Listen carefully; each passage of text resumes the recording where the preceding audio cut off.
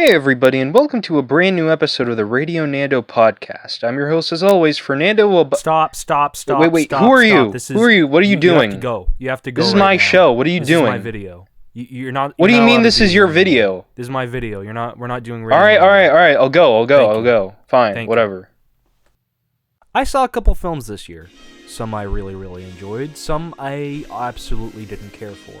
I'm going to make a complete list of my least favorite to favorite films of the year, and we're just going to go over all of them and see how much I liked or disliked them. So let's begin, shall we?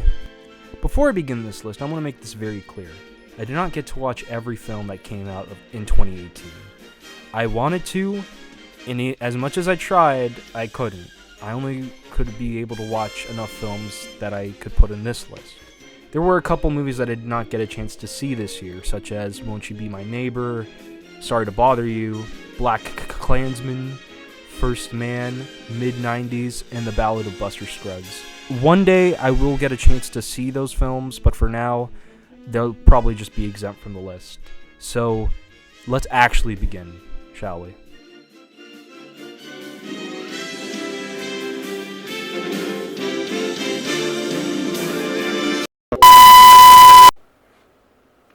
Alright, so I know that you haven't seen this face in a while. I haven't done a video by myself or just showing my face ever since I did that second update video back in November.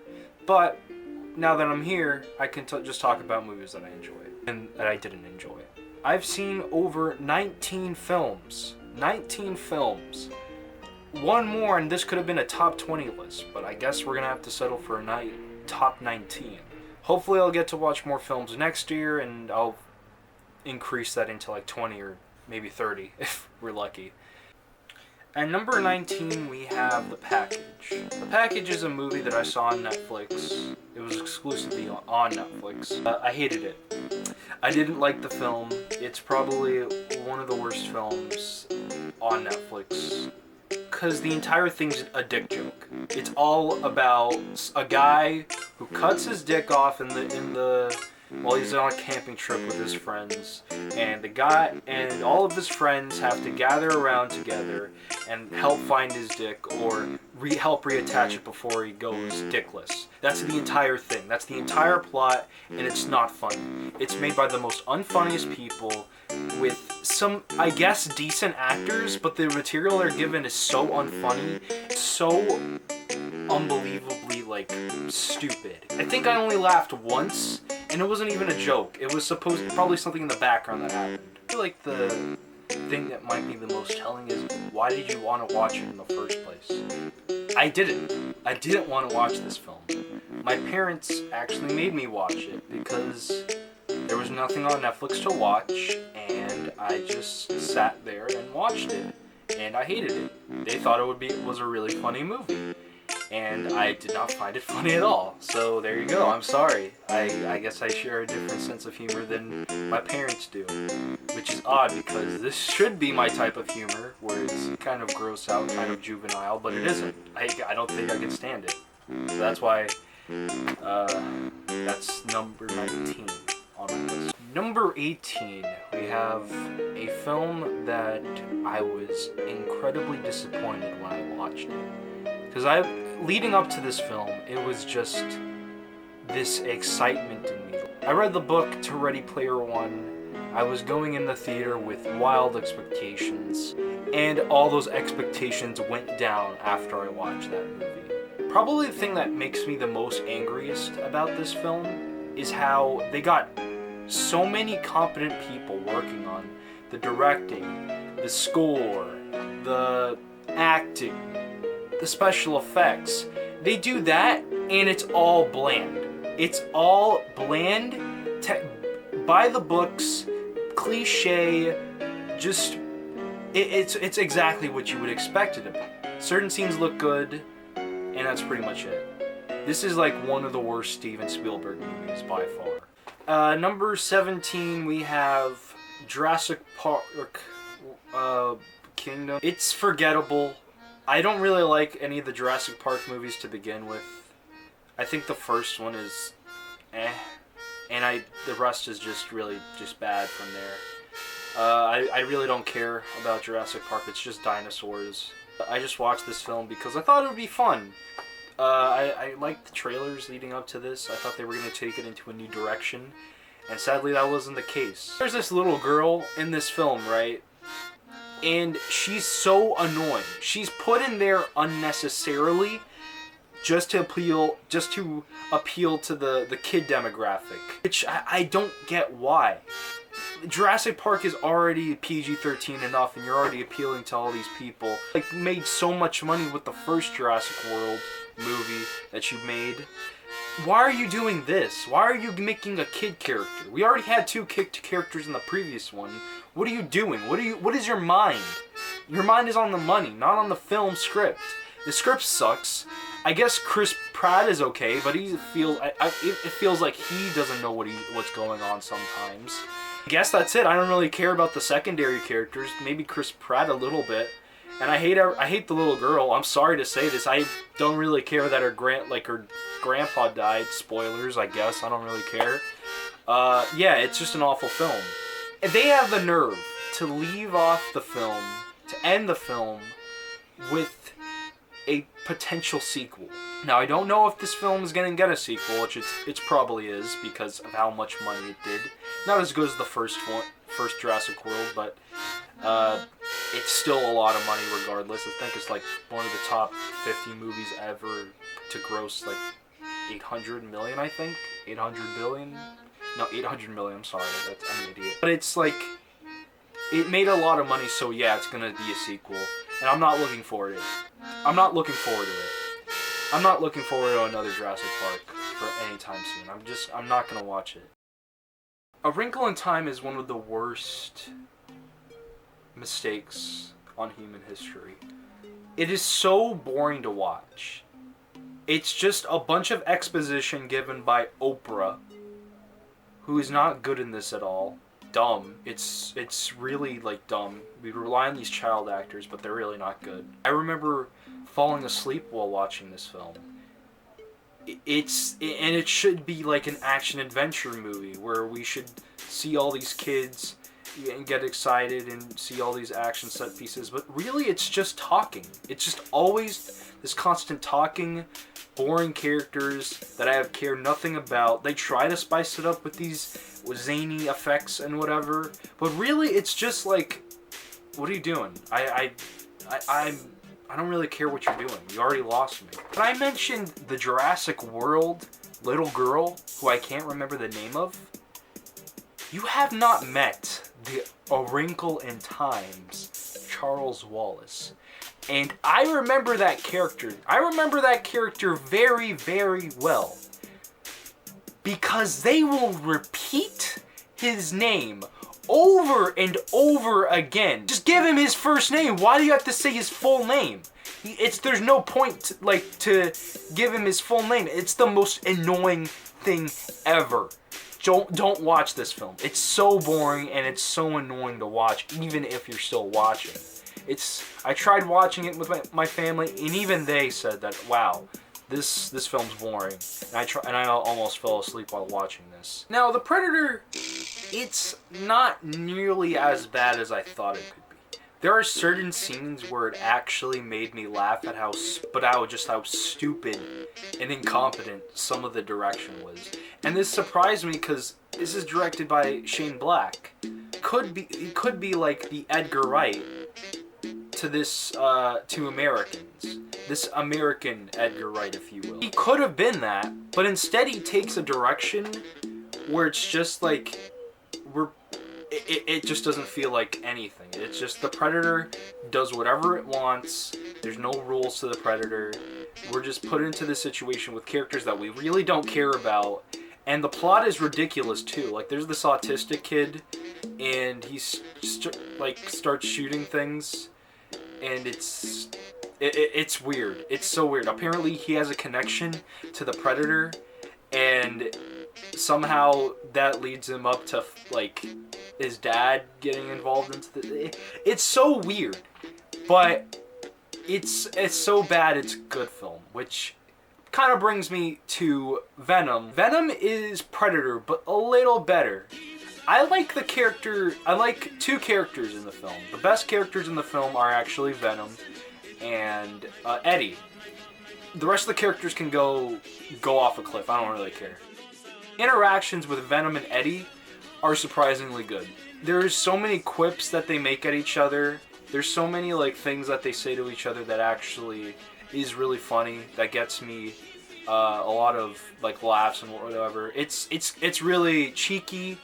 It's quirky. I never knew that I wanted a funny version of Venom, where he just argues with himself, kind of like Ren and Stimpy. It's funny, but other than that, it's kind of generic. It's a generic superhero film. You get action, and I guess that's cool, but really there's not much to it. Villain sucks. I didn't really like the villain. I think he was pretty bland. Everything else was pretty bland, and it didn't really add that much to the film. I'm sorry. Ocean's 8, it's literally just Ocean's 11 if it was just all females. There was literally no reason to have a female version of Ocean's 11. There was really no reason. And I watched this film and it was just like, I guess it was okay. I mean, I don't really remember anything that much about it. Some visual effects look cool, I guess. The editing sometimes is competent, but that's all I really remember it for. I don't really care. This film was boring. My family liked it though, so I guess that good for them, but it's probably not going to be a film I'm going to watch again soon. Sorry if you liked it. If you liked it, that's fine. More power to you, but I just couldn't find anything good about it. The Meg is an interesting film. It has incredibly bland characters and an incredibly like interesting setup where it's Jaws, but the monster is huge and it's set in China, which we'll get into the scummier parts in the film, but because this film is not made for Americans, it's made for a Chinese audience. That's why the dialogue is stupid and the script is stupid and all the characters get themselves into really stupid situations.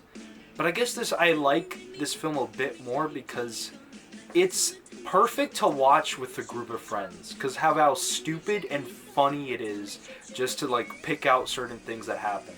And it's not like they're trying to be self-aware with their humor like they do in so many other great comedies, because I think it's trying to be a comedy, but it also tries to be like this suspenseful shark thriller horror film maybe, but it doesn't come across that way. But it always seems to grab your attention and never lets go in the wrong ways, because there are a lot of stupid scenes. There's also not a lot to really remember it by, I guess.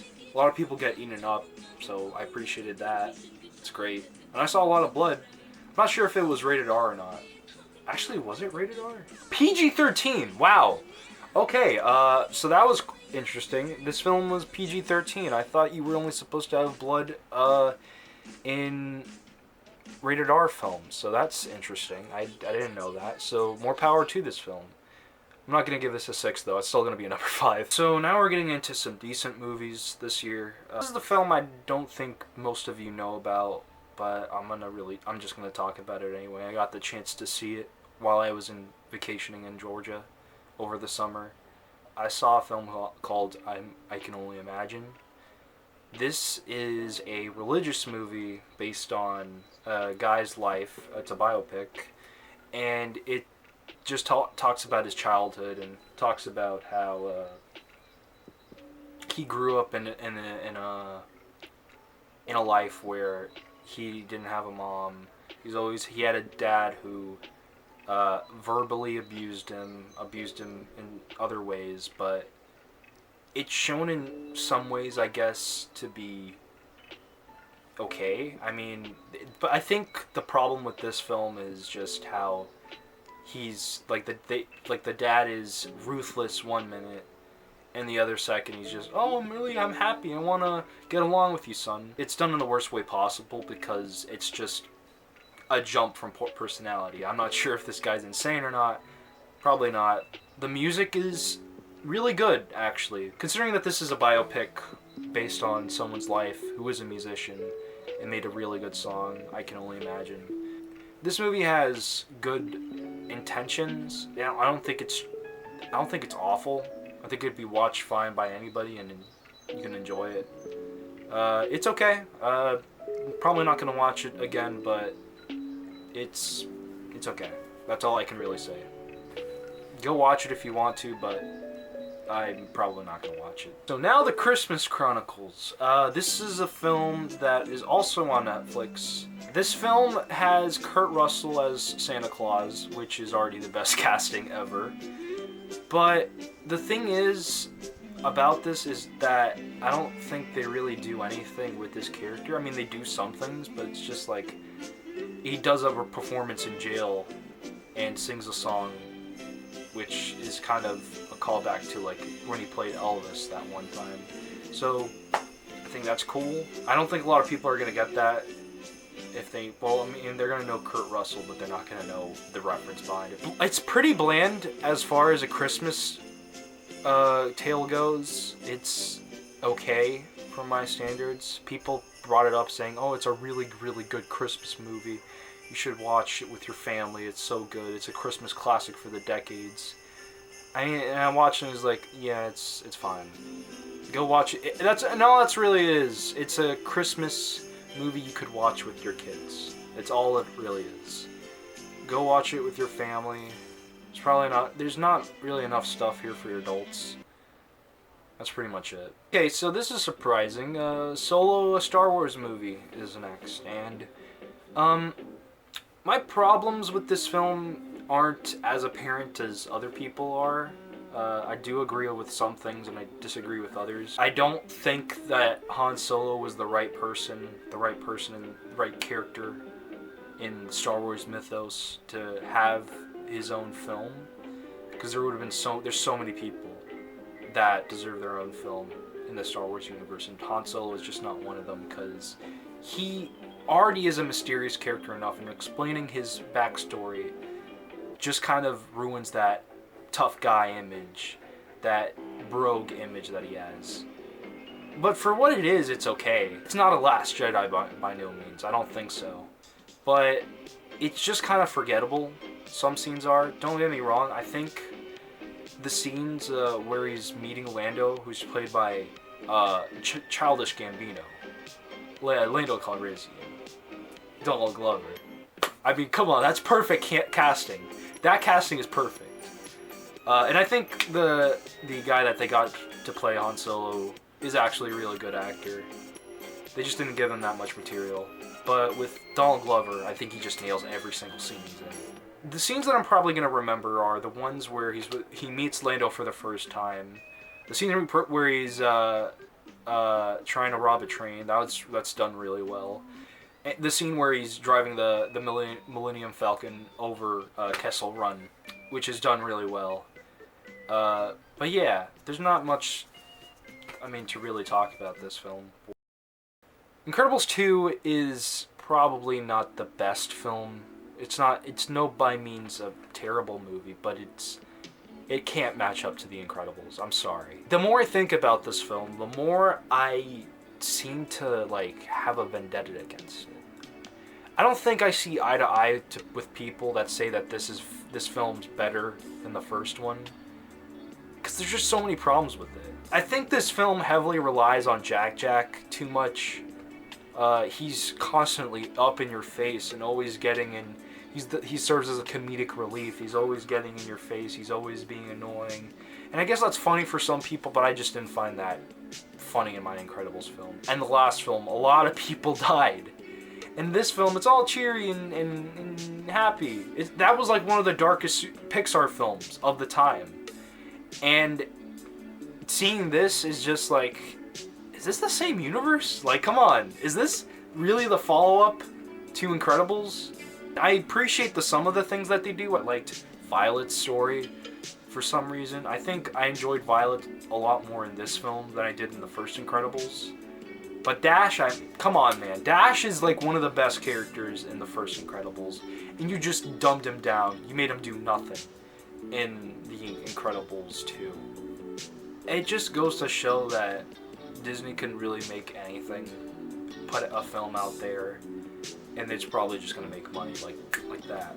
And then I bring up A Wrinkle in Time, which probably made no money whatsoever, but if it's a sequel, they're going to make money like that. The ending threw me off a bit, because I think it was just too anticlimactic. All the superheroes that they bring up, besides Frozone, the new superheroes, they are completely forgettable to me. I think they just threw them there because they wanted to sell extra toys. That's my honest opinion. Look at all these cool superheroes with these cool powers, I guess. I mean, it's there, whatever. The thing that I guess disappoints me a little bit is that this film took 14 years to make, and the end result isn't what I really wanted out of a sequel. But for what it is, it's okay. I can't really complain. It's good for kids. A lot of people seem to enjoy it, and I don't really have a problem with that. Alright, Ant-Man and the Wasp. Probably the weakest Marvel movie I've seen all year. Ant-Man and the Wasp is okay. It does its job. It doesn't offend anybody. It doesn't take any risks. There are some interesting action scenes or certain things that they try to play around with, but they really don't risk anything.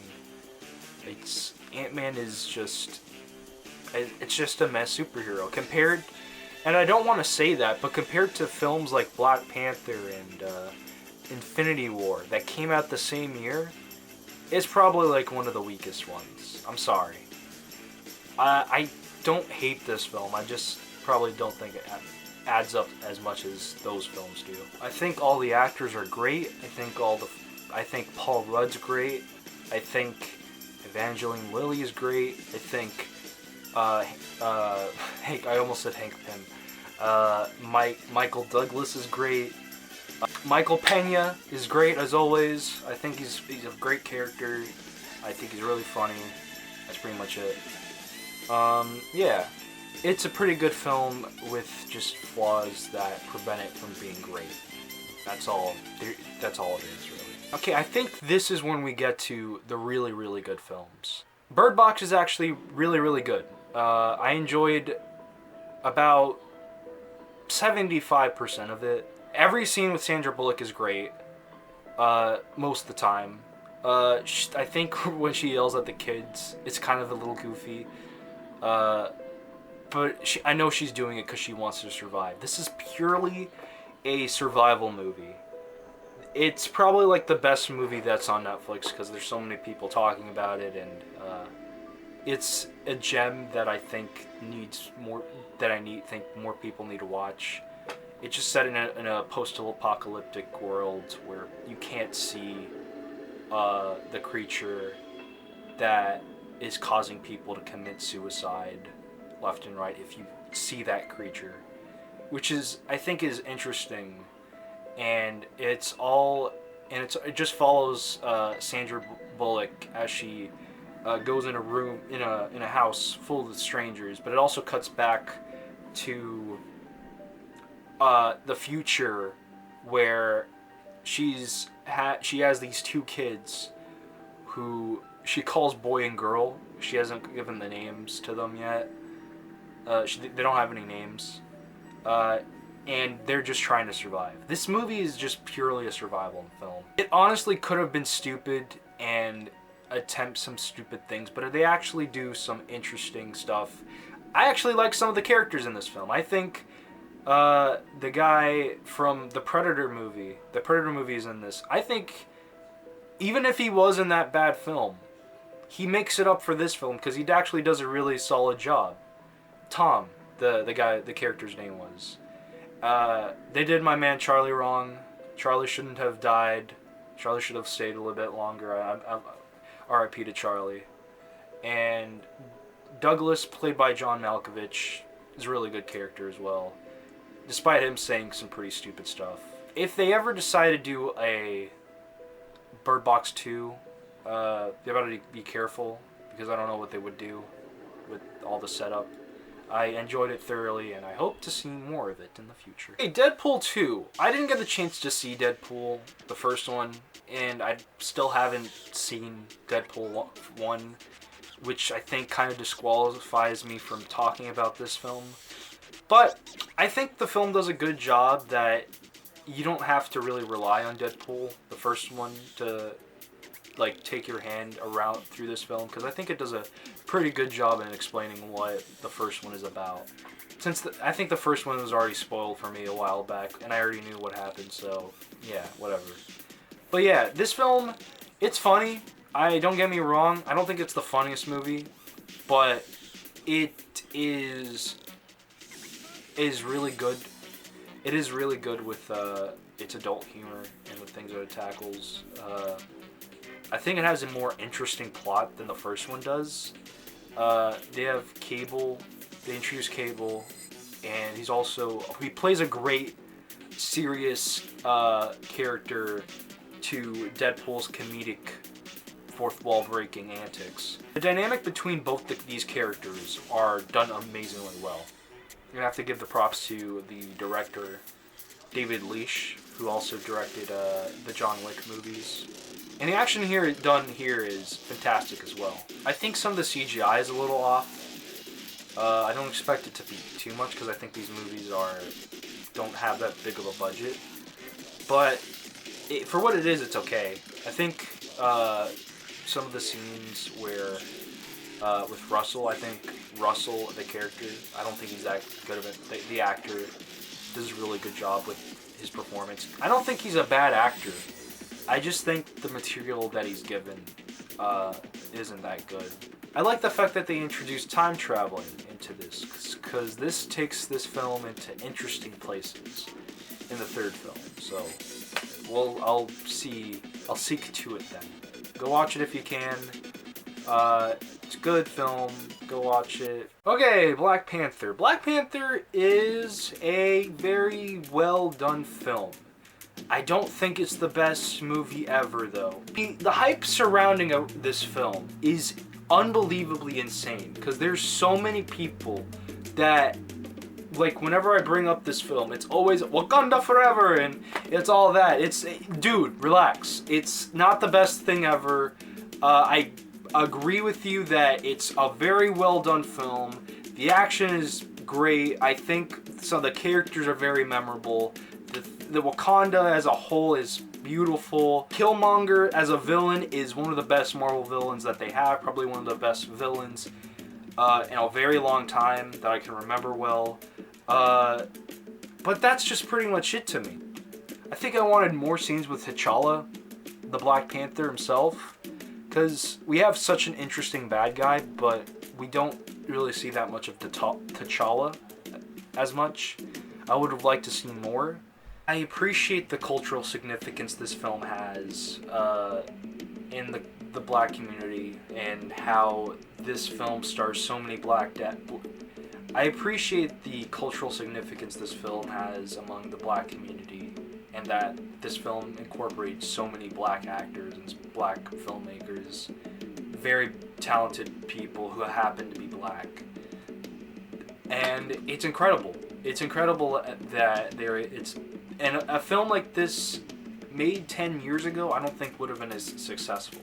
Of course there was Blade, but, he wasn't the poster child for all this. Black Panther is, like, there you go. Here he is. Anytime you mention a black superhero, they're always going to think, Black Panther, Wakanda forever, That's crazy. It's insane. I like that this film has such a unique place in pop culture, but come on now.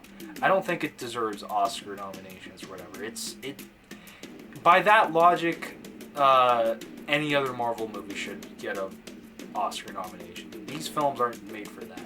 It's going to rub salt in the wound if they nominate this film for Best Picture, because previous years they didn't do that for Logan and The Dark Knight, which have stood the test of time and have become probably the pinnacle of what the superhero genre has.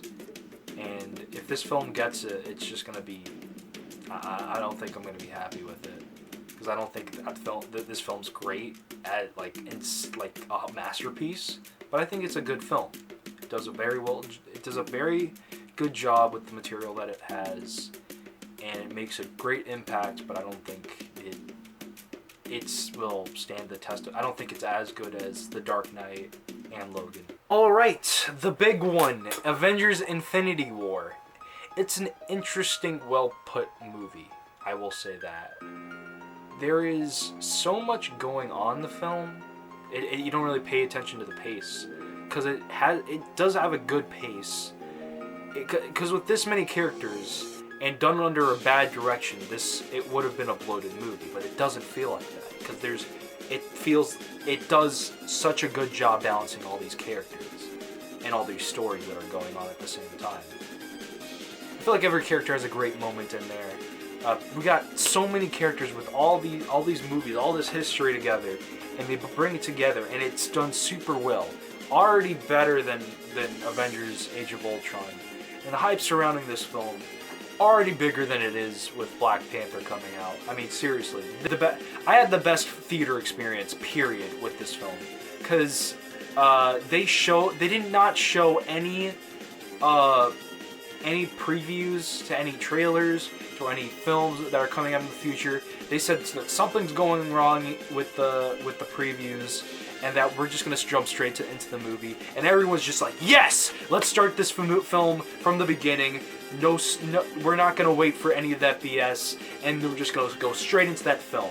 And we went straight into that film, and everyone cheered, they cried, they gasped, they all were in shock, and it was such a good feeling watching that film. It is so good. It is a great film to watch with your friends, great film to watch alone, and it's so good. Could have been a 10 out of 10 if it hadn't been so, I guess, goofy in some scenes. I mean, I appreciate this film having comedy to begin with. We need that, especially as serious of a film like this, but I feel like some scenes were just too comedic for comedic purposes. I don't think every film has to be funny, per se. But for what it does, its job. I like the dramatic scenes a lot. Every scene with Thanos is beautiful. It is so good. So good. I think this is a Thanos movie disguised as an Avengers film, because Thanos does such an impeccable, important role, and he actually wins at the end. Spoilers, but if you didn't know that already, but he just brings this level that makes us frightened and also hopeful and also sympathize with him. It's so good. One of the best movie villains I've seen in a very long time. Just incredible. If Killmonger was one of the best Marvel villains, Thanos is one of the best movie villains ever. Right up there with Darth Vader, I would say, which is a high honor to give. Seriously, they've outdid themselves with this movie. It's hard to put each film on which one it is, which is number one, which is number two, because it really depends on the mood that I have. But I think I've come up I think I've come up with a concise list. Number two, my number two film, which is probably going to give out my number one, is Isle of Dogs. Isle of Dogs is directed by Wes Anderson, and he's also was a director of Fantastic Mr. Fox, which is an impressive film on its own, given the material that it has. Stop motion, I have such a huge respect for, and the fact that people are still trying to do it in this modern era where it's mostly just computers and computer animation, 3D animation, dominating this genre. It's incredible that a film like this does see the light of day and gets produced out there. And I'm glad too, because this film is nearly perfect. I think every scene with the dogs, every scene with the humans, every scene with the characters, it's done super well, and the settings, the animation, the dialogue. It's always so well. It's done so incredibly well. And there's no... Under any director, I don't think this would have been nearly as good. So we have probably the best companionship of the year with Chief, the dog, and Atari, which is the little Japanese boy who just wants to see his dog again. I'm not going to spoil it for you because you have to watch it on your own because it's that good. The connection that they build in this film is very, very nice. And I don't think it's rushed at all. I don't think it's paced. It's done badly. I think it's very well done. It's very sweet. And as a dog owner myself, I love my dog, and I sympathize with what the characters are going on. And I guess that it's a perfect movie for dog lovers. What do you think, Max?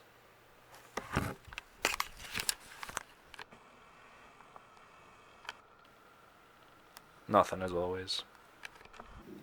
The thing that bothers me about this film that's preventing me from giving this a nearly perfect score of 10 out of 10 is that there's a character that has a crush on Atari, the little boy, and she really doesn't do anything that much. She tries to expose the government, I guess, but she doesn't, or like the actions that are going on with the family and the government, but that's pretty much it, and it's not really explored with what they do with their character. I mean, I enjoyed for most of the development that she has, but she doesn't really have anything to do.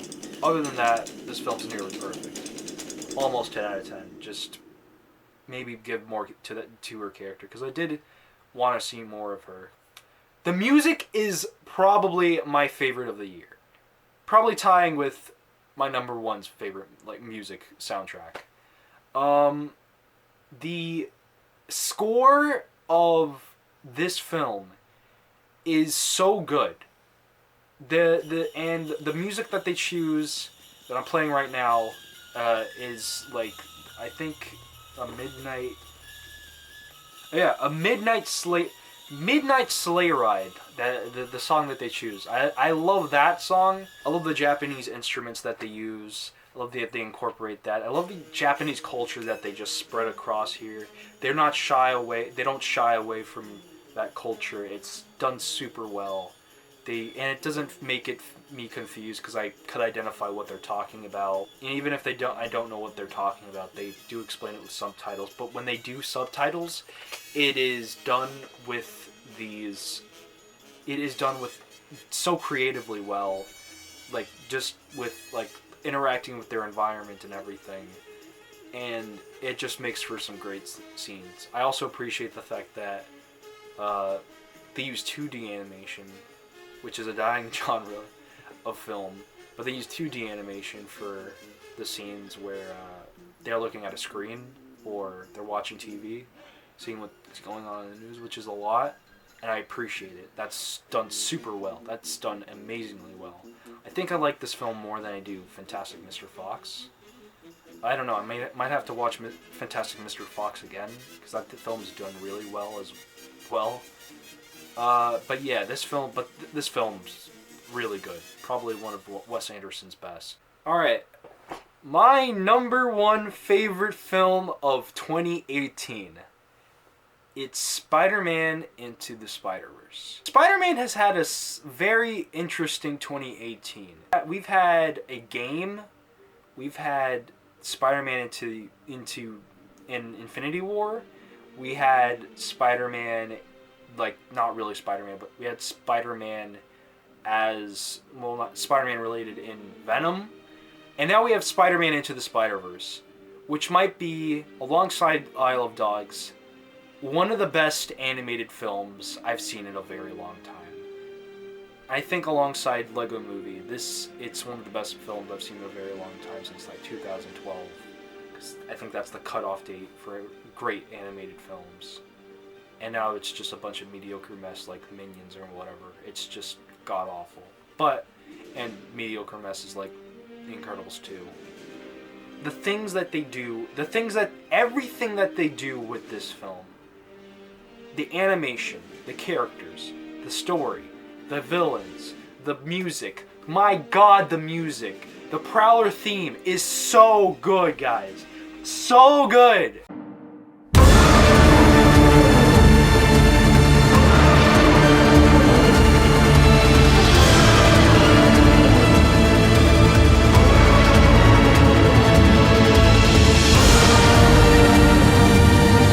I mean, like, it's this intensity and this emotion and this, like, what's going, like, what you want this character to survive, and you're scared. You don't know what's going on. Oh my God, the Prowler theme. Oh my God, guys, it's so good.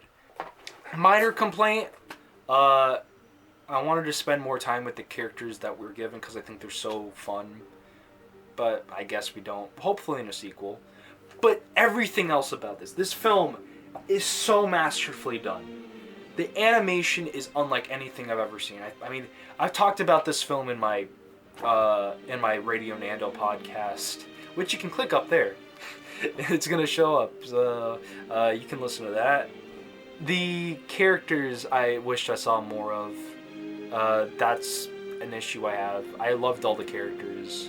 Not a single one was so annoying. But it like Infinity War, it never feels like it's bloated. The pacing, maybe a little fast at times, but it's done so well where you don't even notice it and you just want to keep going with the story. Oh my God. People have complaints with, like, Kingpin and his story. But, like, I saw that, like, I didn't see a problem with that. I think Kingpin is a really good villain. And despite how ridiculous he looks, but it's I don't really care. I love this character. He's such a boss in this film. If you look besides his, like, ridiculous design, I guess. The film has a lot going on, but it's never bloated, and it always makes sure to focus on Miles' story because this is really his film. It's the first Spider-Man film to not focus on Peter Parker himself. I mean, he's in there, but it's more focused on Miles because he is the main character and what he has to do in order to live up to the Spider-Man of his world. Miles is such an interesting character, and I love him and everybody else. It's so cool. I also have to give props to Chris Miller and Phil Lord. It might be Phil Miller and Chris Lord. Might be. I don't remember. I might have that backwards. Chris Miller, Phil Lord. Yeah, I think that's how it is. They also directed Lego Movie, which is also one of my favorite animated movies I've seen in a very long time.